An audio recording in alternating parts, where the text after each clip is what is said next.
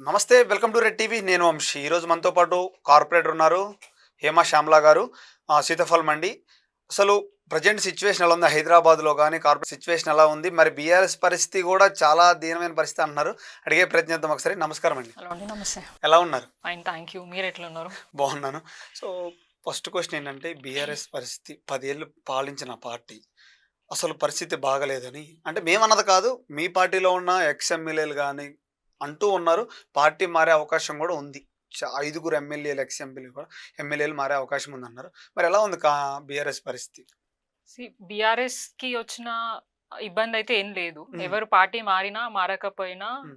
మాకు నాయకత్వం వహించే కేసీఆర్ గారు ఉన్నన్ని రోజులు బీఆర్ఎస్‌కైతే ఎటువంటి ఇబ్బందులైతే లేవు. హ్మ్. ఎందుకంటే పార్టీ మారే వాళ్ళు వాళ్ళ స్వలాభం, వాళ్ళ అవసరాల గురించి మారతారు తప్ప, హ్మ్. ఏదో పార్టీని అంటే కాపాడాలని అది మాత్రం చెయ్యరు. ఎందుకంటే ఉన్నవాళ్ళు జెన్యూన్‌గా పార్టీని నమ్ముకొని ఉన్నవాళ్ళు డెఫినిట్‌గా ఉంటారు. హ్మ్.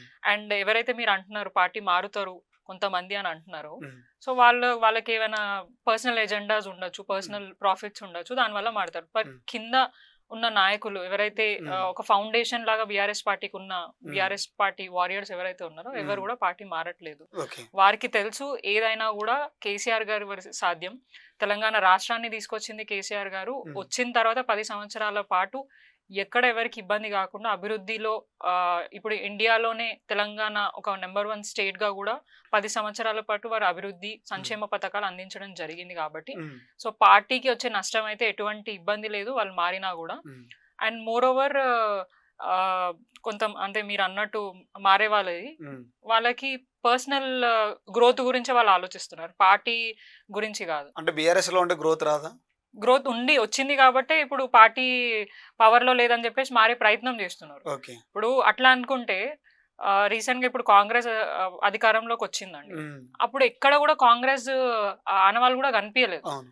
సో, అది వారు జేసిన కొన్ని హామీల వల్ల, మేము జేసిన కొన్ని మిస్టేక్స్ వల్ల, హ్మ్. ఏదైతే కొన్ని పార్టీలో ఉన్న డిస్టర్బెన్సెస్ చూసుకోకుండా ఇప్పుడు కొన్ని సందర్భాలలో హ్మ్. ఎలక్షన్ అయిపోయిన తర్వాత ఏం తప్పొప్పులు జరిగినాయనేది మనము ఎనలైజ్ చేసుకునే సిట్యుయేషన్‌లో కొన్ని మనకు కనిపించినాయి. హ్మ్. అంటే క్యాడర్‌ని కొద్దిగా పట్టించుకోలేదు. ఓన్లీ అభివృద్ధి మీదనే, సంక్షేమం మీదనే అవును. ఫోకస్ జేసినాం. సో, హ్మ్. అట్లాంటి కొన్ని విషయాలలో హ్మ్. కొద్దిగా ఇబ్బంది అయింది గాబట్టి పార్టీకి నష్టం జరిగింది. హ్మ్. కానీ దానికి మించి ఇంకా ఎక్కడ గూడా ఇబ్బంది లేదు. హ్మ్. అండ్ గ్రోత్ ఉంది గాబట్టే ఇప్పుడు చాలా మంది నాయకులను తయారు జేసి హ్మ్. తెలంగాణ రాష్ట్రానికి అందించింది. హ్మ్. ఇప్పుడు ఉన్న వాళ్ళందరిట్లో చాలా మంది చెప్పేది నాయకత్వం మంచిగుంటే కిందున్న నాయకులు గూడా అదే విధంగా ఉంటారు. సో, మా అవును. నాయకత్వం కేసీఆర్ గారు బలంగా ఉన్నారు. వారు ఎట్లయితే అభివృద్ధి జేసి ప్రతి ఒక్క విషయంలలో ముందుకెళ్ళినారో, అట్లా గూడా పార్టీలో ఉన్న నాయకులందరూ గూడా అదే విధంగా పనిజేషిండ్రు. హ్మ్. ఇప్పుడు పార్టీ మారిన నాయకులు ఎవరైతే ఇప్పుడు ఆల్రెడీ బీఆర్ఎస్ నుంచి కాంగ్రెస్‌లోకి పోయినారో, వాళ్ళ బిహేవియర్ ఎట్లుందో ఒకసారి మీరు చూసుకుంటే తెలుస్తది. హ్మ్. గతంలో 10 సంవత్సరాలు కేసీఆర్ గారి దగ్గర ఉన్నప్పుడు చాలా డిసిప్లిన్డ్‌గా, హ్మ్. చాలా పొలైట్‌గా హ్మ్. వారి నియోజకవర్గాన్ని అభివృద్ధి చేసుకోవడానికి మాత్రమే ప్రతి ఒక్కళ్ళు పనిజేషిండ్రు. హ్మ్. కానీ ఇప్పుడు మనం ఏం జూస్తున్నాం? కాంగ్రెస్ పార్టీకి పోయిన తర్వాత వయలెన్స్ అనేది బాగా పెరిగిపోయింది. హ్మ్. ఇక్కడ అసెంబ్లీలో గూడా అంటే ఇష్టం వచ్చినట్టు నోటికి అవును. ఎంతొస్తే అంత మాట్లాడడం జరుగుతుంది. హ్మ్. అండ్ మీడియా ముఖంగా ఇష్టం వచ్చినట్టు మాట్లాడుతున్నారు. అంతెందుకు ముఖ్యమంత్రియే నోటికి ఎంతొస్తే అంత ఏజ్‌ని చూడకుండా, ఆ అవును. గౌరవాన్ని పెట్టకుండా మాట్లాడుతుంది. సో, హ్మ్. వారి నాయకత్వం ఎట్లుందో వారి కిందున్న నాయకులు గూడా అట్లనే పనిజేస్తారు. మా హ్మ్. నాయకుడు మంచిగున్నాడు గాబట్టి, ఆ 10 సంవత్సరాల పాటు ఎవరైతే వారి నాయకత్వంలో పనిజేశారో వాళ్ళందరూ గూడా చాలా డిసిప్లిన్డ్‌గా ఉండే. కానీ ఇప్పుడు ఎక్కడ డిసిప్లిన్ కనిపియట్లేదు కాంగ్రెస్ పార్టీ నాయకులు, హ్మ్. ఏదైతే మారిన వాళ్ళున్నారో. ఓకే.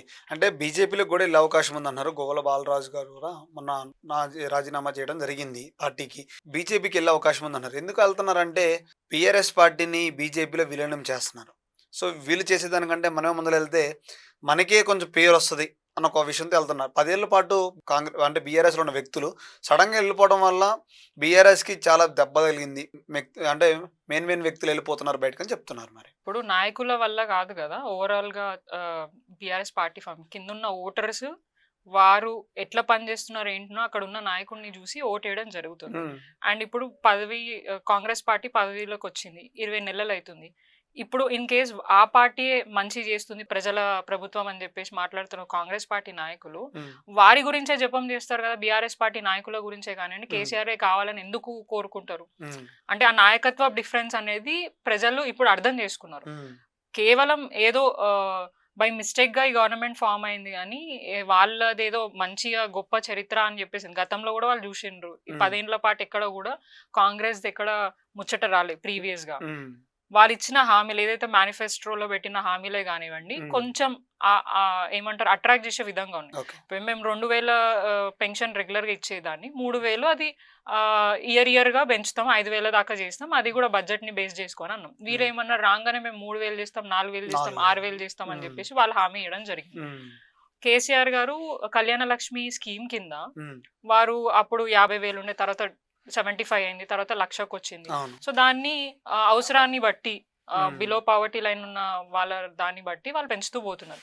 వీళ్ళు ఏం చేస్తారు తులం బంగారం యాడ్ చేస్తాం అన్నారు. సో ప్రతి ఒక్క దానికి మేము అది ఇస్తాం ఇది ఇస్తాం అని చెప్పేసి మభ్యపెట్టి ప్రామిస్ చేసి గ్యారంటీల పేరు మీద ఒక్కొక్కళ్ళ దగ్గరికి వెళ్ళి వాళ్ళకి ఒక కార్డ్స్ లాగా ఇష్యూ చేయంగానే ప్రజలందరూ కూడా మాకు అవకాశం అంటే లైక్ మాకు ఏ ప్రభుత్వం వచ్చినా కూడా ఇచ్చే స్టేజ్ లోనే ఉంటది కదా. సో గత ప్రభుత్వం ఇన్ని అభివృద్ధి సంక్షేమం చేసింది ఇప్పుడు వచ్చే ప్రభుత్వం కూడా అట్లనే చేస్తుందని ఒక అపోహతో ప్రజలు నమ్మి వారికి ఓటేస్తే ఇప్పుడు వచ్చిన తర్వాత వాళ్ళు వారికి అందరికి పంగనామాలు పెడుతున్నాడు. అంటే బిఆర్ఎస్ రౌడీయిజం చాలా పెరిగిపోయింది. గతంలో 10 ఏళ్ల పాటు పరిపాలించినప్పుడు ఎవరు రైతులను పట్టించుకోలేదు వారందరూ పట్టించుకోలేదు కాబట్టి కాంగ్రెస్ కేసారని ఓటు అన్నారు. మీరేమో పథకాల వల్లే ఓటేసారు అన్నారు. మరి ఏది కరెక్ట్ అంటే మీరు కూడా చిన్న చిన్న మిస్టేక్స్ చేశారు బిఆర్ఎస్ ఇలాంటి మిస్టేక్స్ వల్లే మేము గెలిచామంటున్నారు కదా. నేనేమంటున్నా ఒక మేనిఫెస్టోలో పెట్టినప్పుడు చేయగలిగిన అన్ని హామీలు చేశారు కేసీఆర్ గారు. దాంట్లో కొన్ని చేయలేకపోయారు. మేము 100% అన్ని హామీలు చేసినామని మేము ఎక్కడ కూడా చెప్పలేదు. ఇప్పుడు మేము 100 హామీలు పెట్టినాం అనుకోండి దాంట్లో ఖచ్చితంగా 90 వరకు మేము చేయగలిగినాం. అండ్ మిగతావి దాన్ని ఎట్లా చేయాలా ఎట్లా దాని వల్ల లాభం ఏంటి నష్టాలు ఏంటిది అనేది ఎనలైజ్ చేసుకుంటా చేయడానికి వాళ్ళు కూడా చూస్తూ ఉన్నారు. అవి కొద్దిగా మాకు ఇబ్బందికరమైన సిచ్యువేషన్స్ వచ్చినాయి. అంటే చేసిన వాటి గురించి కంటే చేయని వాటి గురించే పదే పదే మాట్లాడి బీఆర్ఎస్ మీద రాంగ్ ప్రాపగాండా చేశారు కాంగ్రెస్ వాళ్ళు. ఇప్పుడు చాలా మటుకు చేసిండ్రు మరి ఇప్పుడు ఎంతో అభివృద్ధి జరిగింది కానీ వీళ్ళు ఏం చెప్తారు అసలు 10 సంవత్సరాలు ఎటువంటి అభివృద్ధి జరగలేదు అని అంటారు. మరి ఇన్ని డిగ్రీ మన ఏమంటారు మెడికల్ కాలేజెస్ ఎట్లా కట్టినారు పోలీస్ కమాండ్ కంట్రోల్ ఎట్లా కట్టినారు సెక్రటేరియట్ ఎట్లా కట్టినారు ఆర్యూవీలు ఏమంటారు మన బ్రిడ్జెసే కానివ్వండి నాలా డెవలప్మెంట్ ప్లాన్ కింద రోడ్స్ అంటే చాలా చాలా మటుకు 10 సంవత్సరాల అభివృద్ధి జరిగింది. ఐటీ రంగం పెరిగింది ఎన్నో ఉద్యోగాలు అంటే గవర్నమెంట్ లో మనం అందరికి అకామిడేట్ చేయలేం కాబట్టి ప్రైవేట్ సెక్టార్ ని కూడా మనం ఎంకరేజ్ చేయాలని చెప్పేసి విదేశాల నుంచి ఎంతో మంది ఇక్కడికి వచ్చి పెట్టుబడి పెట్టి ఎంతో మందికి ఉపాధి కల్పించారు. ఇప్పుడు 20 నెలల నుంచి చూస్తున్నారు కదా డిగ్రీ పాస్ అయిన వాళ్ళకి ఎక్కడ కూడా జాబ్స్ దొరకట్లేదు. ఉన్న వాళ్ళకు కూడా జాబ్స్ మాకు అంటే మా పరిస్థితి అర్థం అవ్వట్లేదు మమ్మల్ని కూడా ఎప్పుడు తీస్తారో తెలుస్తలేదు అని చెప్పేసి ఐటీలో ఉన్న వాళ్ళందరూ కూడా మాట్లాడుతున్నారు. అంటే అంత దయనీయమైన పరిస్థితి 20 నెలలో చూడడం జరుగుతుంది. రేవంత్ రెడ్డి గారు అన్నట్టు ఆనాటి పాలన తీసుకొస్తా అని అన్నాడు. ఎగ్జాక్ట్లీ ఆనాటి పాలన కంటే ఇంకా మించి రేవంత్ రెడ్డి గారు చేస్తున్నట్టు మాత్రం కనిపిస్తుంది. సో నేను అదే చెప్తున్నా నేను అదే ఇప్పుడు మీరు ఎగ్జాంపుల్ చెప్తాను. మీరు ఈ ప్రొఫెషన్ లో వర్క్ చేస్తున్నారు వేరే దగ్గర మీకు ఎక్కువ ఆఫర్స్ ఇస్తే మీరు డెఫినెట్ గా వెళ్తారు. సో ప్రజలు కూడా అదే నమ్మినారు. ఇక్కడ ₹1 ఇస్తున్నారు అని అంటే అక్కడ ఇంకొక ₹1 ఎక్స్ట్రా వస్తుంది అని అంటే వాళ్ళు ఆకర్షితులై వాళ్ళే ఇప్పుడు ప్రజలే చెప్తున్నారు మేము నమ్మి మోసపోయి కాంగ్రెస్ పార్టీని ఓటేసి గెలిపించినాం కానీ ఇప్పుడు మాకు తెలిసి వస్తుంది వారి పరిపాలన విధానం ఎట్లుందని చెప్పేసి ప్రజలే 6 పథకాలు ఇచ్చారని వాళ్ళు చెప్తున్నారు. 1, 2 తప్ప మిగతా 4 పథకాలు ఇచ్చామని చెప్తున్నారు ఫుల్ ప్లెజ్డ్. నేను ఇప్పుడు 6 పథకాలే లేవు దాంట్లో 420 గ్యారంటీస్ ఒక్కొక్క గ్యారంటీ కింద సబ్ గ్యారంటీస్ లాగా 420 కరెక్ట్ గా పెట్టినారు. దానికి నామకరణం కాంగ్రెస్ పార్టీ 420 సీఎం గారు 420 గ్యారంటీస్ ఇవ్వడం జరిగింది. సో 6 పథకాలన్నీ సరే 420 గురించి పక్కకు పెట్టి 6 పథకాలనే ఎన్ని ఇచ్చినారు అనేది మనం చూసుకుంటే ఇప్పుడు మహాలక్ష్మి పథకం కిందనే వాళ్ళు ఇచ్చింది ఏంటండి 200 యూనిట్స్ మాత్రమే. ఆ 200 కూడా ఎంత మందికి వస్తుందో ఒకసారి మనం లైవ్ గా వెళ్ళి వెరిఫై చేద్దాం. వాళ్ళకి వస్తుందా రావట్లేదా అనేది క్లియర్ గా తెలిసిపోతుంది మనకి. ఏదో 10 మంది చేసి మొత్తం 200 యూనిట్లు మేము ఫ్రీ ఇచ్చేసినాం అని చెప్పడం కరెక్ట్ కాదు. అదొకటి ప్లస్ 2500 మహిళలకి నెలకి ఇస్తాము. అత్తలకేమో పెన్షన్ రూపంగా ఇస్తాము కోడళ్ళకేమో 2500 సెల్ఫ్ హెల్ప్ గ్రూప్ మహిళలకు ఇస్తామని చెప్పారు. మరి ఇప్పటిదాకా దాని గురించి ఎందుకు మాట్లాడట్లేదు? ఫ్రీ బస్ పెట్టారు ఫ్రీ బస్ తోటి ఎంతమందికి లాభం జరుగుతుంది అనేది ఒకసారి జరగట్లేదా? ఒకసారి అదే అంటున్నా, వెళ్దాము. మీ ఉమ్, మీడియా ఛానల్స్ లోనే కదా ఉమ్, మేము చాలా విజువల్స్ చూడడం జరిగింది. ఉమ్, బస్సులలో ఎక్కి కొట్లాడుకోవడము, కండక్టర్లని కొట్టడం, డ్రైవర్ని కొట్టడం, బస్సులు ఎక్కడికక్కడ ఆపడము, సీట్ల గురించి మహిళలు కొట్లాడుకోవడము. ఉమ్, అండ్ మీలాంటి వాళ్ళు డబ్బులు ఇచ్చి ఎక్కినా కూడా మీకు సీట్లు దొరకక ఫుడ్ బోర్డింగ్ చేయడము. చాలా మంది యూత్ కూడా ఉమ్, బస్సెస్ టైంకి రాక ఫుడ్ బోర్డింగ్ చేస్తూ చాలా మంది ప్రాణాలు తీసుకునే పరిస్థితి అవును, వచ్చింది. అవును, సో ఫ్రీ బస్ ఇచ్చినప్పుడు దానికి కనెక్టెడ్ ఉన్న ప్రతి ఒక్క అంశాన్ని కూడా పూర్తి స్థాయిగా వాళ్ళు ఇంప్లిమెంట్ చేయాలి. ఉమ్, బస్సెస్ ఇంక్రీజ్ చేయాలి, టైమింగ్స్ ప్రాపర్గా ఇంక్రీజ్ చేయాలి. ప్లస్ బస్ షెల్టర్స్, ఇప్పుడు మహిళలందరూ పబ్లిక్, చాలా మంది మిడిల్ క్లాస్ ఫ్యామిలీసే ఉమ్, డెఫినెట్ గా పబ్లిక్ ట్రాన్స్పోర్ట్ అవును, వాడుకుంటారు. అవును, అండ్ ఇప్పుడున్న ట్రాఫిక్ కంజెస్టన్ బేస్ చేసుకొని చాలా మంది మెట్రో లేదంటే బస్సెస్ ని వాడుకుంటున్నారు. అవును, కానీ ట్రాఫిక్ పరిస్థితి అట్లనే ఉంది. ఉమ్, అట్లా వాడుకుంటున్న పబ్లిక్ ట్రాన్స్పోర్ట్ వాడుకుంటున్న వ్యక్తులకైనా ఎమ్యూనిటీస్ అయినా ప్రొవైడ్ చేయాలి కదా. అవును, ఎక్కడ పూర్తి స్థాయిగా బస్ స్టాప్స్ నీట్గా ఉన్నాయి. గతంలో కన్స్ట్రక్షన్ చేసిన బస్ స్టాప్స్ ఏదైతే డిజిటల్ బేస్ మీద చేసారో దాన్నే పూర్తిగా ఓపెన్ చేయాలి. ఉమ్, మీరు చూసుకోవచ్చు, మా దగ్గర తార్నాక మెయిన్ రోడ్ మీద హుడా కాంప్లెక్స్ బయట ఉమ్, అప్పుడు అంటే ప్రతి ఒక్క బస్ స్టాప్ కానివ్వండి నీట్ గా ఉండాలి. ఎందుకంటే చాలా మంది మహిళలు ఉంటారు, పిల్లలు ఉంటారు, ఉమ్, వాళ్ళు ఫీడింగ్ టైంలలో వాళ్ళకి ఇబ్బంది అవుతుంది అన్న ఉద్దేశంతో చాలా డిజిటల్ బస్ స్టాప్స్ కట్టడం జరిగింది. ఉమ్, కానీ దాన్ని ఎంతవరకు ఉపయోగిస్తున్నారు? ఉమ్, అక్కడ ఇప్పటిదాకా కూడా దాన్ని కన్స్ట్రక్షన్ చేసి మేము చాలా సందర్భాలలో కౌన్సిల్లో కూడా దాని గురించి అడగడం జరిగింది. అండ్ ఉమ్, చాలా అది డిప్యూటీ మేయర్ ఉన్న ఏరియానే, కాంగ్రెస్ పార్టీలో ఇప్పుడు కొత్తగా పోయిన డిప్యూటీ మేయర్ గారు ఉన్న ఏరియాలని రెస్పాన్స్ ఎలా ఆ ఉంటుంది బస్ మరి స్టాప్ అక్కడ? ఏదండి. ఇప్పుడు మీరు మాట్లాడినప్పుడు ఆ. ఈ ప్రాబ్లమ్స్ చెప్పినప్పుడు డిప్యూటీ మేయర్కి కానీ ఎలా ఉంటుంది రెస్పాన్స్ వాళ్ళ దగ్గర? అంటే డిప్యూటీ మేయర్ కి కాదు కదా మేము, మా అధికారులకు, ఎందుకంటే వాళ్ళు ఎట్లాగో చెయ్యరు, వాళ్ళు ఓకే, వాళ్ళ అవసరాలకు పార్టీ మారుకొని వాళ్ళది చూసుకుంటున్నారు తప్ప ప్రజల గురించి పట్టించుకున్నట్టు మాకు అనిపించట్లేదు. ఉమ్, కౌన్సిల్ సమావేశాలు పెడతారు. గతంలో ఎంత మంచిగా కౌన్సిల్ సమావేశాలు జరిగినాయి, ఉమ్, ఎక్కడ కూడా ఎప్పుడు ఒక పార్టీని అవుట్ రేట్ గా పోలీసు వాళ్ళని పెట్టి బయటికి పంపించిన చరిత్ర లేదు. ఉమ్, ఇది కాంగ్రెస్ పార్టీకి మాత్రమే సాధ్యమైంది. అది కూడా బీఆర్ఎస్ పార్టీల నుంచి బీఫామ్ తీసుకొని కార్పొరేటర్ గా గెలిచి బీఆర్ఎస్ పార్టీకి సంబంధించిన కార్పొరేటర్ల మద్దతు తీసుకొని మేయర్ గా కూర్చున్న ఒక మహిళ బీసీ మేయర్ గారు ఉమ్, బీఆర్ఎస్ పార్టీకి సంబంధించిన మహిళలని వాళ్ళ కాంగ్రెస్ పార్టీ వాళ్ళు దాడి చేస్తే ఉమ్, వాళ్ళని ఏమన్నారు కానీ మమ్మల్ని దౌర్జన్యంగా పోలీసులని మార్షల్స్ ని పెట్టి బయటికి పంపించి ఒక రోజంతా పోలీస్ స్టేషన్ లో కూర్చోబెట్టి కౌన్సిల్ సమావేశం నడిపించుకొని చరిత్రలో ఎన్నడూ ఇంత మంచి సమావేశం జరగలేదని చెప్పేసి వారే గొప్పలు చెప్పుకొని సమావేశం అంటే చేసామని చెప్పి మాట్లాడుతున్నారు. అంటే ఇంత మంచి గౌరవం ప్రజాప్రతినిధులకు వాళ్ళకి ఇస్తున్నారు. అండ్ చాలా చోట్ల కేవలం కౌన్సిల్లో కానివ్వండి, ఏదైనా అధికారిక కార్యక్రమాల్లో మీరు మొన్న చూసుకోవచ్చు చాలా చోట్ల. సబితా ఇంద్రారెడ్డి గారికి కూడా ఉట్టి పోలీసులు అక్కడే కాదు, మా కాన్స్టిట్యున్సీలో కూడా అదే పరిస్థితి. అన్ని కాన్స్టిట్యున్సీలో ఎక్కడెక్కడైతే బీఆర్ఎస్ పార్టీకి సంబంధించిన ఎమ్మెల్యేలు ఉన్నారో, కార్పొరేటర్లు ఉన్నారో అదే పరిస్థితి జరుగుతుంది. ఉమ్, గతంలో ఎప్పుడు కూడా అంటే బీఆర్ఎస్ ఉన్నప్పుడు ఈ ప్రోటోకాల్ అంశాలు కూడా ఇంత పెద్ద ఇష్యూ జరగలేదు. అవును, ఇప్పుడు మనం హైదరాబాద్ ప్రాంతమే తీసుకుందాము. ఉమ్, మనకి బీజేపీ ఎమ్మెల్యే రాజాసింగ్ గారు ఉన్నారు. ఉమ్, వారి నియోజకవర్గంలో ఏ అభివృద్ధి కార్యక్రమం అయినా కూడా ఇన్ఛార్జ్ మంత్రిగా ఉన్న తలసాని గారు వారిని పెట్టుకొని ఏ కార్యక్రమం అయినా ముందుకు తీసుకెళ్తారు. వారు కూడా వారి సలహాలు సూచనలు ఇస్తారు. అవి పాటిస్తూ మనం ముందుకెళ్లే ఈ కల్చర్ ఉండే. ఉమ్, కానీ ఇక్కడ ఏంటంటే ఓడిపోయిన వాళ్ళు, పార్టీకి సంబంధించిన వాళ్ళు, అసలు పార్టీకి చిన్న చిన్న కార్యకర్తలు అయినా కూడా అధికారిక కార్యక్రమాలు కూర్చుంటున్నారు. మరి అది అధికారిక కార్యక్రమమా లేదా కాంగ్రెస్ పార్టీకి సంబంధించిన పార్టీ ప్రోగ్రామా అర్థం అవ్వట్లేదు. ఉమ్, ఇప్పుడు మొన్న జరిగిన ఇష్యూలో కూడా మేడం సబితమ్మ గారు ఒక మాజీ హోంమంత్రి, ఎడ్యుకేషన్ మినిస్టర్, ఎన్నో సంవత్సరాల నుంచి ఎమ్మెల్యేగా ఉన్న వ్యక్తి, ఆ ఏరియాకి ప్రెసెంట్ ఎమ్మెల్యే. సో వారు అడిగిన అంశం ఏంటి, అక్కడ ఇది పార్టీ కార్యక్రమం కాదు, అధికారిక కార్యక్రమం ఉన్నప్పుడు అధికారులు మాత్రమే ఉండాలి, ప్రోటోకాల్ సంబంధించిన ఎమ్మెల్యేలు మంత్రులు మాత్రమే ఉండాలని చెప్పి మాట్లాడడం జరిగింది. ఇన్ కేస్ అది ఒకవేళ అది అందరు ఉండాలి అనుకుంటే ఈ ప్రోగ్రామ్ ఏదో గాంధీ భవన్ లో పెట్టుకొని చేసుకోండి, ఎవరు అబ్జెక్షన్ చేయరు కదా. అదేదో అక్కడ పెట్టుకొని ఇక్కడ పెట్టుకొని మమ్మల్ని పిలిచి ఇన్సల్ట్ చేయడం ఏంది. ఒక పోలీస్ ఆఫీసర్ మేడం మాట్లాడుతుంటే మైక్ తీసుకొని వారిని డిస్టర్బ్ చేయడం లేదంటే ఆపే ప్రయత్నం చేయడం అనేది చరిత్రలో ఎక్కడ జరగలేదు. పోలీస్ డిపార్ట్మెంట్ ని అడ్డు పెట్టుకొని కాంగ్రెస్ పార్టీ పరిపాలన సాగిస్తుంది అనేది మాత్రం క్లియర్ గా మనకు కనిపిస్తుంది. ఇక్కడే కాదు, ఓవరాల్ అంతటా. ఇప్పుడు ఏ గవర్నమెంట్ ప్రోగ్రామ్ లో మీరు చూసుకోండి, పోలీస్ వాళ్ళు అక్కడక్కడ క్రౌడ్ ని కంట్రోల్ చేయడానికి మాత్రం, ఎందుకంటే ప్రోగ్రామ్ అవుతుంటే క్రౌడ్ ని కంట్రోల్ చేసి మా అంటే ఒక 5 మంది 10 మంది ఉంటారు. కానీ ఇక్కడ వందలాది పోలీసులు డిప్లాయ్ చేయడము, ఉమ్, అక్కడికి వచ్చిన కార్యకర్తలు ఇప్పుడు మా పార్టీకి సంబంధించిన వాళ్ళు ప్రోటోకాల్ అంశం మీద నినాదాలు ఇస్తుంటే కాంగ్రెస్ పార్టీ వాళ్ళు మా మీద దాడి చేయడం, ఉమ్, వారిని ఆపరు కానీ మమ్మల్ని మా పార్టీ నాయకులని దౌర్జన్యంగా ప్రోగ్రామ్ నుంచి పంపించడం లేదంటే కేసులు పెట్టడం ఇట్లాంటి చిల్లరేషాలు వేయడం మాత్రమే 20 months నుంచి మనకు జరుగుతుంది. ఉమ్, ఓవరాల్ గా మొత్తం తెలంగాణ అంతా అదే.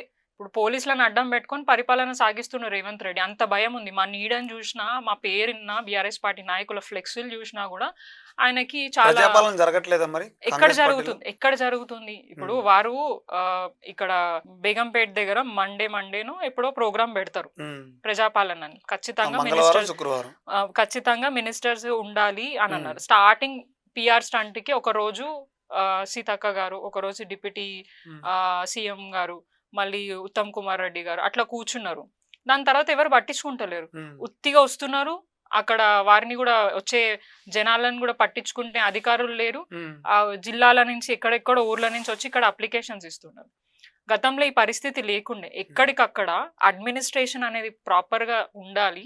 అక్కడున్న కలెక్టరేట్ భవనాలలో కానీ అక్కడున్న ప్రజాప్రతినిధులకే కానివ్వండి ఆ సమస్యలు అనేటివి తెలవాలి అని కేసీఆర్ గారు ఆ అడ్మినిస్ట్రేషన్ ని ప్రాపర్ గా నడిపించి జిల్లా, ఎందుకంటే మా దగ్గర కూడా ఎలక్షన్స్ కి చాలా రోజులు ఒక 8 months 9 months కింద అనుకుంటా వార్డ్ ఆఫీసెస్ అని ఓపెన్ చేయడం జరిగింది. ఓకే. సో ఈ లోకల్ ఆల్రెడీ వాళ్ళకి సికింద్రాబాద్ దగ్గర ప్రాంతం కొంచెం దగ్గర ఏరియాలో అయినా కూడా ఉమ్, అంత దూరం జనాలు ట్రావెల్ చేయదు. ఊరికూరికే ఆఫీసర్ల చుట్టూ తిరగద్దు. వాళ్ళ రిప్రజెంటేషన్ లోకల్ గవర్నెన్స్ లోనే సాల్వ్ అయిపోవాలనే ఉద్దేశంతో డివిజన్ కి ఒక వార్డ్ ఆఫీస్ ఓపెన్ చేసి ప్రజలకి ఈజీగా పరిపాలన అందించాలనే ఉద్దేశంతో ఇట్లాంటి కార్యక్రమాలు తీసుకొని వచ్చి ఉమ్, ప్రజలకు ఇబ్బంది కాకుండా తీసుకురావడం జరిగింది. కానీ ఇప్పుడు ఏం జరుగుతుంది, జిల్లాల నుంచి ఎప్పుడో పొద్దున్ననో ఒక రోజు ముందో బయలుదేరాలా, ఇక్కడ రావాలా, రోడ్ మీద అక్కడ ఇక్కడ పడుకోవాలా, మళ్ళీ ప్రజాపాలన అని చెప్పి పోవాలా, అప్లికేషన్ ఇవ్వాలా, వాళ్ళు తీసుకొని పక్కకు పడిస్తారు. అది ఇప్పుడు దాకా సార్ట్ అవుట్ అయింది లేదు. కేసీఆర్ గారు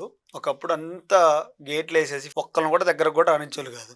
వాళ్ళు ఏమంటారంటే మేము తీసేసినాం, ఎవరన్నా స్వేచ్ఛగా రావచ్చు, లోపలికి వెళ్ళొచ్చు, బయటికి రావచ్చు అని చెప్తున్నారు. మరి ఇప్పుడు అక్కడ ఎవరు ఉంటారండి? ఉమ్, గతంలో ఎవరుండే? ముఖ్యమంత్రి గారు ఉండే. ఇప్పుడు రేవంత్ రెడ్డి గారు అదే ఉన్నారు అనుకోండి, ఖచ్చితంగా ఫెన్సింగ్ ఇయ్యరా, ఖచ్చితంగా బ్యారిగేట్స్ పెట్టారా, ఖచ్చితంగా పోలీసు వాళ్ళని పెట్టారా? ఆయన భద్రత గురించి డిప్యూటీ సీఎం ఖచ్చితంగా ఉంటున్నారు, సీతక్క ఉంటున్నారు. ఉన్నారు కదా. ఇప్పుడు ఉమ్, సెక్యూరిటీ ఉంది కదా, ఉమ్, సెక్యూరిటీ ఉంది. ఇప్పుడు ఆయన ఉన్న ఏరియాలో డెఫినెట్ గా అక్కడ సెక్యూరిటీ ఇష్యూస్ అవుతాయని అధికారులు ఆలోచించి, అది అయినా కూడా బీఆర్ఎస్ వేసింది కాదు. మీరు ఓకే, చూసుకుంటే ఓకే. గతంలో బీఆర్ఎస్ రాకముందే ఆ ఫెన్సింగ్ అనేటివి ఉన్నాయి. కానీ అక్కడ పోలీస్ వాళ్ళు సెక్యూరిటీ డ్యూటీస్ చేస్తున్నారు కాబట్టి పోయేటప్పుడు మనకి ఎండకి వానకి ఇబ్బంది కావద్దని మాత్రమే వారు సెట్ చేసారు. దానికి ముందు ఫెన్సింగ్ అంతా వేసింది బీఆర్ఎస్ కాదు. ఉమ్, అది కాంగ్రెస్ ప్రభుత్వం, గత ప్రభుత్వాలలో ఎవరైతే ఉన్నారో ఆ భవనాల్లో ఉన్నారో వారికి సెక్యూరిటీ దాని గురించి వేసుకోవడం, ఉమ్, దాన్ని జస్ట్ కేసీఆర్ గారు అక్కడున్న పోలీస్ వాళ్ళకి డ్యూటీస్ కి ఇబ్బంది కాకుండా ఉండడానికి మాత్రమే ఉమ్, మిగతా రెనోవేషన్ వర్క్స్ చేపించారు. కానీ కేసీఆర్ గారు స్పెషల్ గా వేయించింది కాదు. ఓకే. అండ్ మోర్ ఓవర్ అట్లా అనుకుంటే మరి రేవంత్ రెడ్డి గారు వారి నివాసంలో ఉంటున్నారు కదా జూబ్లీ హిల్స్ ప్యాలెస్ లో, ఉమ్, మరి వారి గురించి ఎందుకు సపరేట్ గా రోడ్ పెట్టేసి అక్కడ పోలీసు వాళ్ళు బ్యారిగేట్లు ఎందుకు పెట్టాలా? ఉమ్, ఫ్రీగా వదిలేయచ్చు కదా, ప్రజలను అక్కడ కూడా ఇబ్బంది పెడుతున్నట్టే అవుతుంది కదా. ఉమ్, మరి వారికి మాత్రం ఒక తీరు, కేసీఆర్ గారు అది కూడా కేసీఆర్ గారు వేసింది కాదు, అది ఆల్రెడీ చాలా సందర్భాలలో మాట్లాడడం, చూపించడం, చెప్పడం జరిగింది. కానీ నువ్వు అంటే ఇది కంచెలు అది ఇది వేసిండ్రు రానియకుండా. మరి ఇప్పుడు ఏం జరుగుతుంది? ఉమ్, సెక్రటేరియట్లలో అప్పుడు మీడియానే అనొచ్చు నేను, ఉమ్, మీడియాకి అవకాశం ఉండే. కానీ ఇప్పుడు ఎక్కడ కూడా మీడియాని రానియట్లేదు. అవును. నా సెక్రటేరియట్ కి రానియట్లేదు, నా జిహెచ్ఎంసీ ఆఫీసులకి రానియట్లేదు.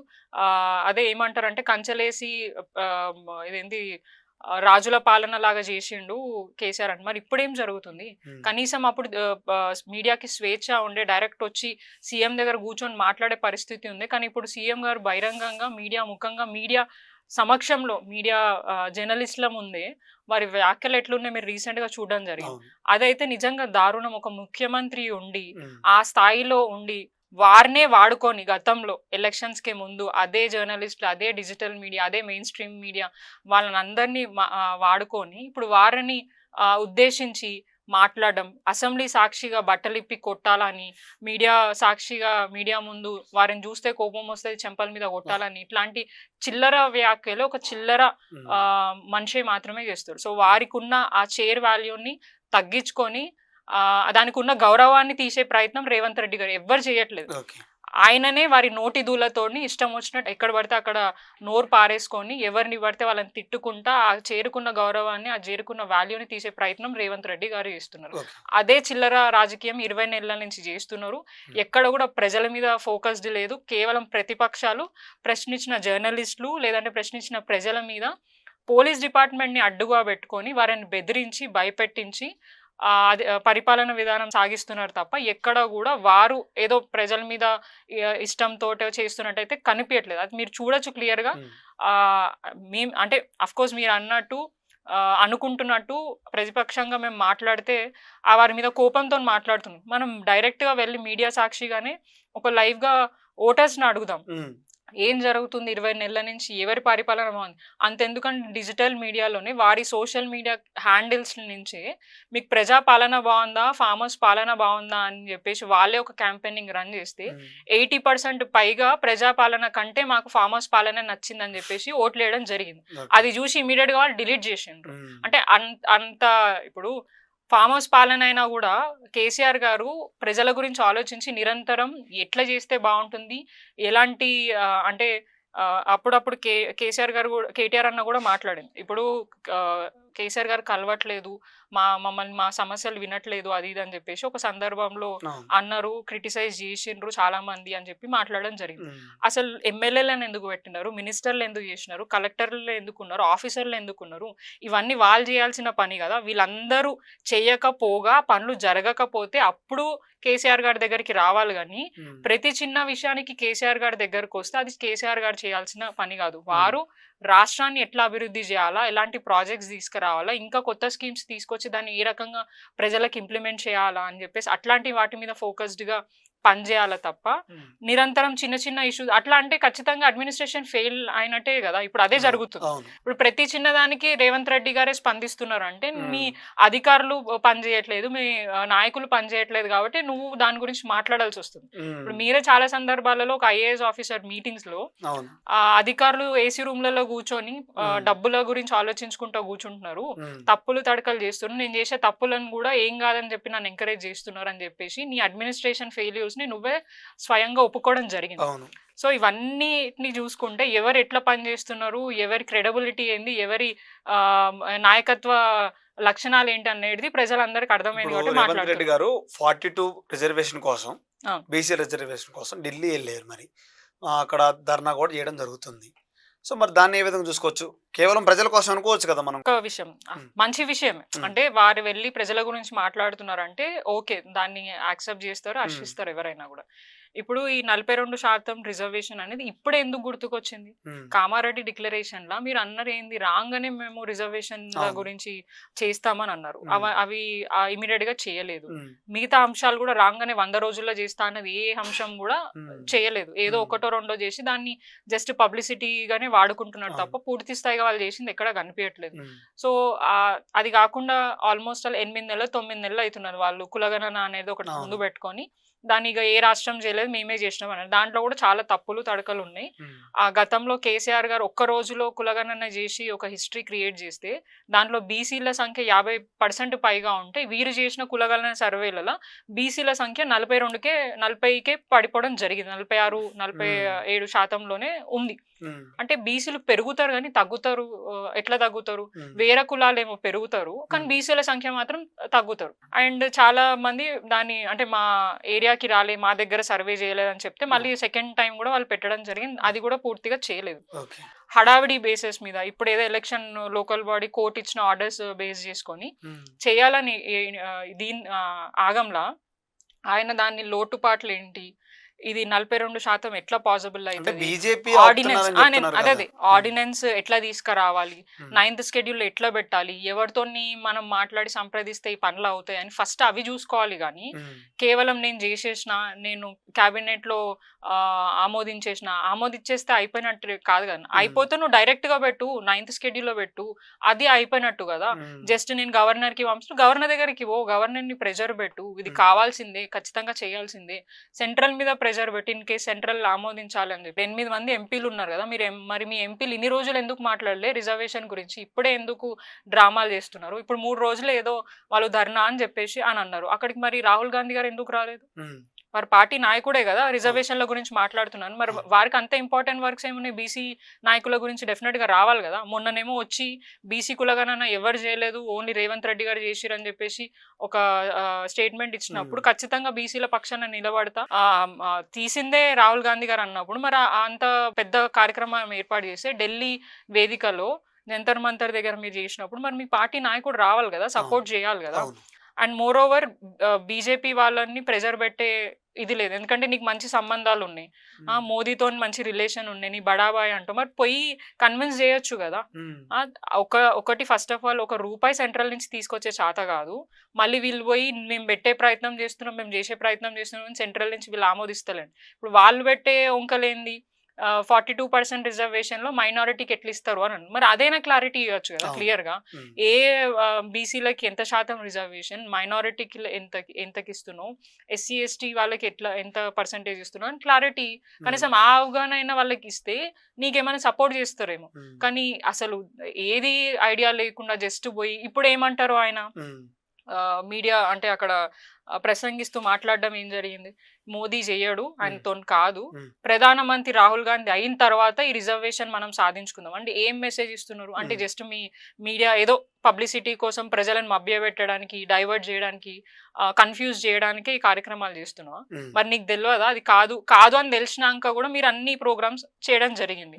జరగట్లేదు అన్నప్పుడు దానికి కావాల్సిన అంశాల మీద మీరు ఏమంటారు ఐడియాస్ తీసుకొని లాయర్స్ తో మాట్లాడి, లేదంటే ఎవరితో మాట్లాడితే పని అవుతుంది అని. ఇప్పుడు నువ్వు ప్రతి దగ్గర పోతున్నావు, ఆ మంత్రిని కేంద్ర మంత్రిని కలుస్తున్నా అంటున్నావు, ఆ మంత్రి మరి ప్రతి ఒక్క కేంద్ర మంత్రి దగ్గర ఒప్పించు, మరి మోదీ దగ్గర కూర్చో. ఎట్లా రాహుల్ గాంధీ నీకు టైం ఇయ్యరు, కనీసం మోదీ నీకు టైం ఇస్తుండు కదా, పోయి ఆయన దగ్గర కూర్చొని అసలు రిజర్వేషన్ ఎట్లా చేస్తే బాగుంటది, దానివల్ల ఏం ఉపయోగం ఆయన కూర్చొని ఎక్స్ప్లెయిన్ చేసి దాన్ని సాధించి తీసుకురా. డెఫినెట్ గా ఇప్పుడు అయితే లోకల్ బాడీ ఎలక్షన్స్ కి రిజర్వేషన్ ఉంటే తప్ప లోకల్ బాడీ ఎలక్షన్స్ కి పోవడానికి మేము ఒప్పుకోము. అది ప్రతి ఒక్క బీసీ నినాదం. మేము అడుక్కోవాల్సిన పరిస్థితిలో లేము. మేము అనుకుంటే బీసీ నాయకులు అనుకుంటే ఎక్కడ దాకానే వెళ్తాం. మన ఏమంటారు ఇందిరా పార్క్ వేదిక మేము ఒక మెసేజ్ ఇవ్వడం జరిగింది. బీసీలు అందరూ ఇర్రెస్పెక్టివ్ ఆఫ్ ది పార్టీ అక్కడికి వచ్చి వారి ఐడియాస్, వారి డిమాండ్స్ పెట్టడం జరిగింది. చేస్తా అన్న ఏ అంశం బీసీకి సంబంధించిన డెఫినెట్ గా చెయ్యాలి. గతంలో కూడా కేసీఆర్ గారు ఈ ప్రపోజల్ పెట్టారు, దానికి వాళ్ళు ఒప్పుకోలేదు. సో ఇది జరగట్లేదు అని చెప్పేసి లోకల్ బాడీల మహిళలకి 50% రిజర్వేషన్ కేసీఆర్ గారు కల్పించి ఎంతో మంది మాలాంటి యువతకి అవకాశం ఇవ్వడం జరిగింది. అట్లాగే బీసీల ఏదైతే కులాలకు సంబంధించిన భవనాలు కట్టించారు, కులాలకు సంబంధించిన స్కీమ్స్ ఇచ్చి ఎన్నో బీసీలకి అంటే పెద్దపీట వేసే ప్రయత్నం కేసీఆర్ గారు నిరంతరం చేస్తూనే ఉన్నారు. కానీ ఇప్పుడు 20 నెలల నుంచి ఇప్పుడు గతంలో కేసీఆర్ గారు ఉన్నప్పుడు ఏ బీసీ నాయకుడు ఏమి ఇచ్చినో ఏంటి అని చెప్పి రేవంత్ రెడ్డి గారు మాట్లాడారు. ఇప్పుడు ముఖ్యమంత్రి ఎవరు, ప్లస్ వాళ్ళ క్యాబినెట్ లో ఉన్న మంత్రుల రెడ్డిలు ఎంతమంది ఉన్నారు, అవన్నీ మనం ఎనలైజ్ చేసుకుంటే తెలుస్తుంది కదా అప్పుడుది ఇప్పుడు ఏముందని. మోర్ ఓవర్ ఇప్పుడు బీసీలకు ఎటువంటి ఏమంటారు కులాల పరంగా ఎటువంటి లాభం జరగట్లేదు. కులాలకు సంబంధించిన భవనాలు ఏదైతే నిధులు ఇచ్చి కట్టుకోమని చెప్పారు అది కూడా ఏం జరగట్లేదు. పూర్తి స్థాయిగా బీసీలని ఇగ్నోర్ చేస్తున్నారు రేవంత్ రెడ్డి. అది మాత్రం క్లియర్ గా కనిపిస్తుంది. ఇప్పుడు కాళేశ్వరం ప్రాజెక్ట్ మీద కొన్ని చర్చలు నడుస్తూ ఉన్నాయి. సో దాంట్లో అవకతవకలు జరిగినాయి, అవినీతి జరిగింది, 100 కోట్లు తినేశాడు కేసీఆర్, ఖచ్చితంగా అరెస్ట్ చేస్తామని చెప్పడం జరుగుతుంది. మీకు కూడా పంపించాను ఒకటి, అది నిజమా కాదా అని. సో ఒకవేళ అరెస్ట్ చేస్తే ఎలా ఉంటుంది అంటారు కేసీఆర్? సో అరెస్ట్ చేస్తే ఏం జరుగుతుందో రేవంత్ రెడ్డికి తెలుసు ఆల్రెడీ. సో అరెస్ట్ చేసే ధైర్యం అయితే రేవంత్ రెడ్డి గారు చేయరు. ఎందుకంటే చేయాలనుకుంటే వారు వచ్చిన వెంటనే చేసే అవకాశం ఆయనకు ఉంది కాబట్టి చేస్తుంది. వచ్చినప్పటి నుంచి ఇప్పుడు దాకా వారు ఏం చేస్తారు, 20 months నుంచి diversion politics, time to time ఏ టైంకి ఆ ఇష్యూని తీసుకురావాలో, మనుషులను ఎట్లా ప్రజలను ఎట్లా డైవర్ట్ చేయాలనేది రేవంత్ రెడ్డి గారు ఆలోచిస్తున్నారు. 20 months అయింది ఆయన కమిషన్ వేసింది. సో ఆయన ఏమంటారు ఎలక్షన్స్కి ముందు, ఎలక్షన్స్ తర్వాత కూడా వారి నినాదం ఒకటేంది, కాళేశ్వరం అదేంటి 1,00,000 కోట్ల అవినీతి జరిగింది అని చెప్పేసి వారు మాట్లాడుతున్నారు. అది 1,00,000 కోట్లు లేనే లేదు దాని ప్రాజెక్ట్ విలువ. ఎందుకంటే వాళ్ళు స్వయంగా వారి సొంత మామనే ఒక మీడియా ఛానల్లో చెప్పారు అది చాలా గొప్ప ప్రాజెక్ట్, దాంట్లో అది 96 లక్షల కోట్ల సంబంధించిన ప్రాజెక్టే, దాంట్లో 1,00,000 కోట్ల అవినీతి జరిగిందన్నవాడు పిచ్చోడు అని చెప్పేసి సొంత మామనే ఒక మీడియా సాక్షిగా చెప్పడం జరిగింది. అండ్ కోర్టులు కూడా అండ్ ఇంటర్నేషనల్ వేదికలో కాళేశ్వరం అనేది చాలా గొప్ప ప్రాజెక్ట్, దానివల్ల ఎంతో మందికి నీళ్ళు అందించడం జరిగింది. ఎంతో మంది ఏమంటారు రాష్ట్ర డిస్ట్రిక్ట్లలో అన్ని ఏదైతే ఎండిపోయిన భూములన్నిటిని కూడా పచ్చగా చేసిన వ్యక్తి ఎవరైనా ఉన్నారంటే కేసీఆర్ గారే అని చెప్తున్నారు. రైతులకు లాభం చేశారు, 24 గంటలు కరెంట్ ఇవ్వడం జరిగింది. దాన్ని కనెక్టెడ్ ఉన్న రైతు భరోసా, రైతు బీమా అవన్నీ కూడా కేసీఆర్ గారి హయాంలోనే జరిగింది. ఇప్పుడు కాళేశ్వరం ప్రాజెక్ట్ అంటే కేవలం ఆ కూలిపోయిన 2 పిల్లర్లు కాదు కదండి, దానికి సంబంధించిన ఎన్నో బరాజులు ఉన్నాయి, కెనాల్స్ ఉన్నాయి, రిజర్వాయర్స్ ఉన్నాయి. ఇంపార్టెంట్. మరి ఎక్కడ కూలింది? ఇప్పుడు ఫస్ట్ నుంచి వాళ్ళ వాదన ఏంటిది? 1,00,000 కోట్ల అవినీతి అన్నది. ఇప్పుడు కమిషన్ ఏం పెట్టింది? అవినీతి గురించి మాట్లాడట్లేదు, ప్రాజెక్ట్ డిజైన్లలో లోపాలు ఉన్నాయి, అవి క్యాబినెట్స్ ఆమోదం లేకుండా ఇవన్నీ చేశారని చెప్పి మాట్లాడడం కొన్ని టెక్నికల్ అంశాలు మాత్రమే. అంటే ఇప్పుడు వాళ్ళు చేసిన ప్రొపగాండాలో ఎక్కడ కూడా వాళ్ళు అంత తప్పు అని చెప్పేసి కమిషన్ ఒకటి ప్రూవ్ చేసింది. ఓన్లీ టెక్నికల్ అంశాలు, క్యాబినెట్ లో అప్రూవల్ రాలేదు, బడ్జెట్ మార్చారు, అవన్నీ కూడా అసెంబ్లీ సాక్షిగా కేసీఆర్ గారు క్లియర్ గా చెప్పడం జరిగింది. అది అందరికీ తెలుసు, మీడియా ముఖంగా కూడా వారు చెప్పారు. అది మనం చూసుకోవచ్చు. అంటే మీకు ఐడియా కోసం అది అయిందా కాలేదా అని చెప్పడానికి నేను చూపిద్దామని అనుకుంటున్నా. సో అట్లాంటి అంశాలు ఎన్నో ఉన్నాయి. ఇప్పుడు రీడిజైన్ గురించి, సిడబ్ల్యూఎస్ అప్రూవల్ గురించి మాట్లాడుతున్నారు. ఇది అసెంబ్లీలో మాట్లాడారు. మీకు కావాలంటే వీడియో కూడా షేర్ చేస్తాను. రీసెంట్ టైమ్స్ లో కూడా హరీష్ రావు గారు కూడా క్లియర్ గా దాని గురించి ఎక్స్ప్లెయిన్ చేశారు. ప్రాజెక్ట్ రీడిజైన్ కి ఎందుకు పెట్టాము అండ్ టీఎంసీ వాటర్ ఎందుకు అంతగనము నింపాల్సి వచ్చింది, అవన్నీ కార్యక్రమాలు చెప్పారు. అండ్ రేవంత్ రెడ్డి గారు మాట్లాడేది ఏంటండి అంటే డిపిఆర్ సరిగ్గా లేదు, సిడబ్ల్యూఎస్ అప్రూవల్ లేదు, క్యాబినెట్ అప్రూవల్ లేదు, వారి సొంతానికి డిజైన్ చేసేసారు. అంటే ఖచ్చితంగా ఏ ముఖ్యమంత్రి అయినా ఎవరైనా కూడా వారికి ఉన్న ఆలోచన మేరకు, వారికి ఉన్న అవగాహన మేరకు సూచనలు, సజెషన్స్ చేస్తారు. డెఫినెట్ గా ఇంజనీరింగే వాళ్ళ ఆఫీసర్సే కట్టాలి దాన్ని.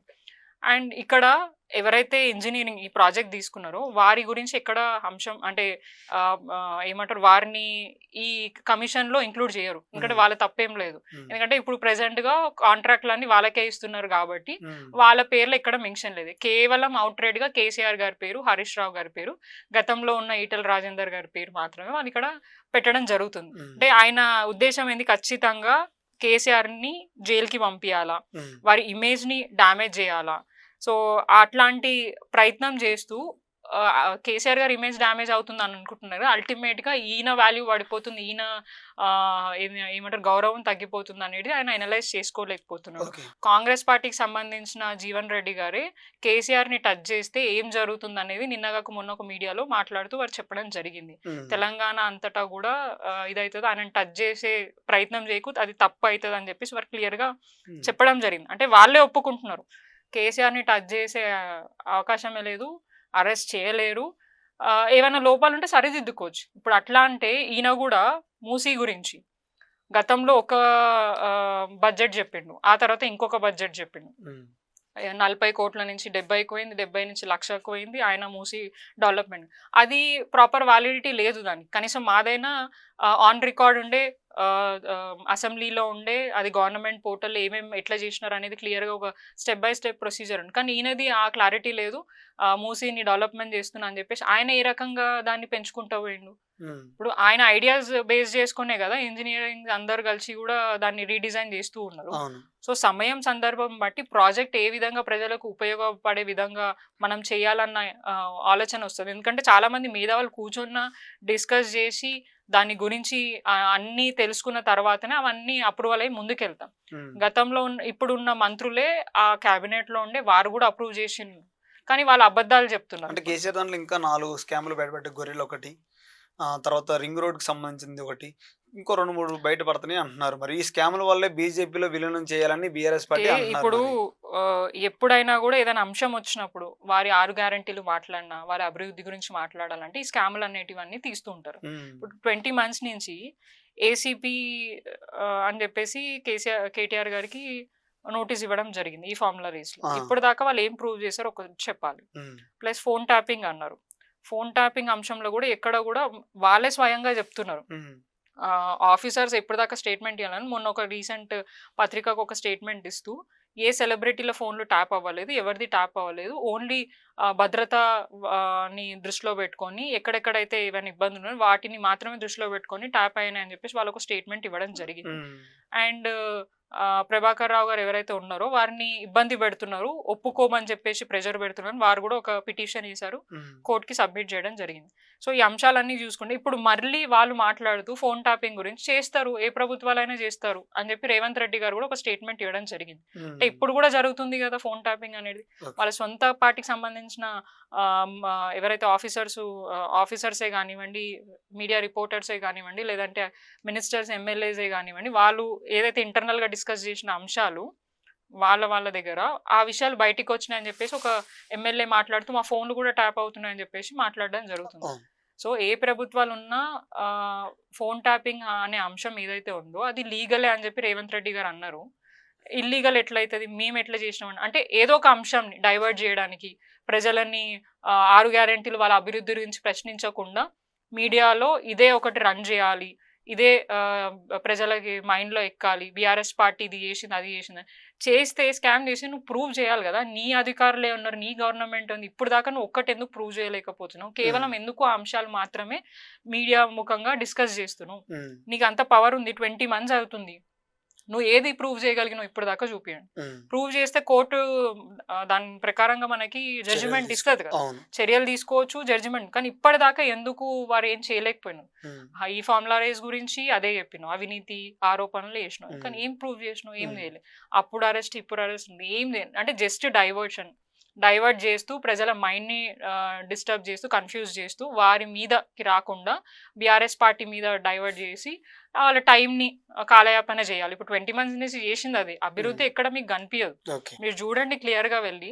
డెఫినెట్గా మేము డిస్కషన్కి సిద్ధంగా ఉన్నాం. కాంగ్రెస్ పార్టీ నాయకులను రమ్మనండి, బీఆర్ఎస్ పార్టీకి సంబంధించిన నాయకులు కూడా పోతారు.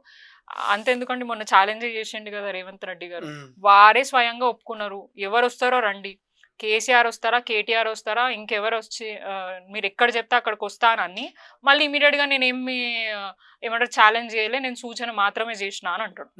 ఎక్కడికి వచ్చి ఎక్కడ చర్చ చేసినా కూడా అంశం అదే కదా, మారదు కదా. ఇప్పుడు నువ్వు ప్రెస్ క్లబ్లోకి వచ్చి చేసిన అదే అంశము, అసెంబ్లీలో కూర్చొని చేసిన అదే అంశం. ఇప్పుడు అసెంబ్లీలోనేమో నీ అవసరంని బట్టి స్పీకర్ని పెట్టుకొని ఆ ప్రకారంగానే మైక్ ఇస్తావు. మేము ఏదైనా ఫ్యాక్ట్స్ మాట్లాడుతున్నా మైక్ కట్ చేస్తావు, లేదంటే డిఫరెంట్గా దాన్ని పోర్ట్రేట్ చేసే ప్రయత్నం చేస్తావు. మీడియా ముఖంగానే ఎంతో మంది వేల మంది ప్రజల మధ్యలోనే డిస్కస్ చేద్దాం.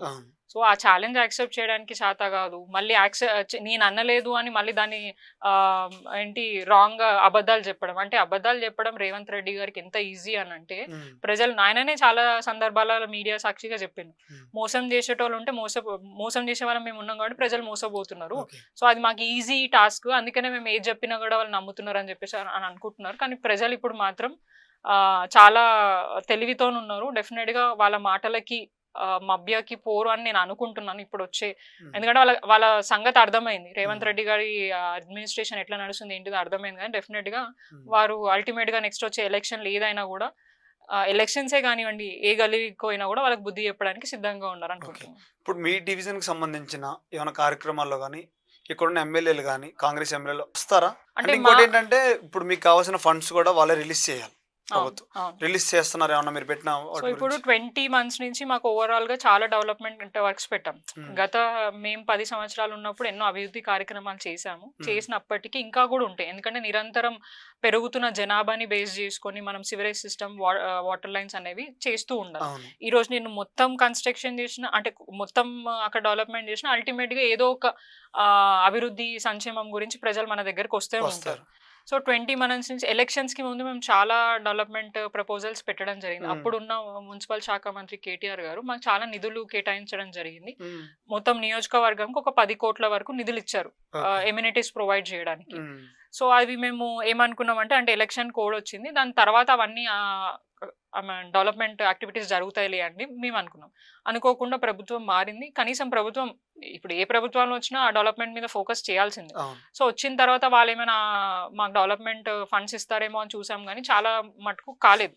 అంటే ఏవైతే ఎలక్షన్ కోడ్ కి ముందు శాంక్షన్ అయిన వర్క్స్ మనకి హెల్డప్ అయి ఉంటుందో ఉమ్, కోడ్ అయిపోయిన తర్వాత అవి స్టార్ట్ పెట్టారు, అవి వాళ్ళ ఖాతాలో వేసుకుంటున్నారు. మ్మ్. మా ప్రభుత్వం వచ్చిన తర్వాత మేము ఇచ్చామని. అంటే మొదటి నుంచి వాళ్ళు చెప్పే వాదన ఏంటి, అసలు ప్రభుత్వంలో డబ్బులే లేవు, నిధులే లేవు, అవును. జిహెచ్ఎంసీ అంతా కూడా ఇబ్బందుల్లో ఉందని చెప్తూ ఉన్న వాళ్ళు మరి వారి ప్రభుత్వంలో ఎట్లా అవుతుంది? అది గత ప్రభుత్వంలో అయినట్టే కదా. ఇప్పుడు గత ప్రభుత్వం చేసిన అభివృద్ధి కార్యక్రమాలను నువ్వు ఇనాగ్రేషన్స్ చేస్తున్నావు. ఉమ్, ఆ ఫ్లై ఓవర్స్ కానివ్వండి, ఇంకా ఇతర భవనాలే కానివ్వండి, నువ్వు ఇనాగ్రేషన్ చేసి ఏదైనా కూడా నువ్వు వచ్చిన ఈ 20 నెలల ఏడాదిలో కట్టింది కాదు. ఉమ్, గత ప్రభుత్వంలో కేసీఆర్ గారు స్టార్ట్ పెడితే దాన్ని నువ్వు ఈ రోజు పోయి ఇనాగ్రేషన్స్ చేయడం, లేదంటే గత ప్రభుత్వం ఇచ్చిన ఉద్యోగాలకి నియామక పత్రాలు ఇవ్వడం, ఉమ్, అవి మాత్రమే చేస్తున్నావు. ఓకే. కొత్తగా నువ్వు కట్టిన భవనం ఎక్కడ లేదు. అండ్ గత ప్రభుత్వంలో 2 BHKని ఎంతైతే విమర్శించినావో అదే 2 BHKని ఇంద్రమ్మ పేరుగా మార్చుకొని ఇస్తున్నావు. ఉమ్, సో నువ్వు కొత్తగా చేసిన అభివృద్ధి ఎక్కడుంది ఒకసారి చూపిమని చెప్పేసి మేము కూడా అంటున్నాం. ఎక్కడ కూడా అభివృద్ధి జరుగుతలేదు. కేవలం నాకు తెలిసి ఇప్పుడు రీసెంట్ టైమ్స్లో ఇనాగ్రేషన్ ఒక 2-3 రోడ్లు మేము చేయడం జరిగింది. అది కూడా ఒక 50-60 లక్షల వర్కులు. ఉమ్, మిగతాదైతే ఇవ్వలేదు. మాకు ఇంకా కూడా చాలా చేసేటివి ఉన్నాయి. నేను 2 years కింద అనుకుంటా స్టాండింగ్ కమిటీలో ఒక 9.5 crores నేను నా డివిజన్కి నాలా డెవలప్మెంట్లో భాగంగా 9.5 crores శాంక్షన్ తీసుకోవడం జరిగింది. ఉమ్, అప్పటి నుంచి ఇప్పుడు దాకా కూడా ఎటువంటి మూమెంట్ లేదు. ఉమ్, అంటే దానికి వేరే రీజన్స్ ఉన్నాయండి. అంటే బడ్జెట్ ఒకటి అలాట్ చేసిన తర్వాత కాంట్రాక్టర్స్ వర్క్ వల్ల డిలే అవుతుంది. సో కనీసం వీళ్ళైనా ఇప్పుడు చేస్తారు, కాంట్రాక్టర్స్ రెడీ ఉంటే ఇవ్వడానికి వీళ్ళు ఇబ్బంది పడుతున్నారు.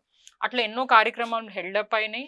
అండ్ చేసే కార్యక్రమాలు, అభివృద్ధి కార్యక్రమాల్లో కొంతమంది కాంగ్రెస్ ఎమ్మెల్యేలు కాదు కానీ కాంగ్రెస్ పార్టీకి సంబంధించిన నాయకులు ఎవరైతే గల్లీలో ఉండే నాయకులు వచ్చి అక్కడ ఎమ్మెల్యే లేకుండా, కార్పొరేటర్ లేకుండా, మంత్రి రాకుండా, మేయర్ లేకుండా వారంతటే వారే కొబ్బరికాయలు కొట్టడం, ఇనాగ్రేషన్లు చేయడం, ఉమ్, అట్లాంటి చిల్లరేషాలు వేయడం జరిగింది. అక్కడ మేము అడ్డుకున్నాము.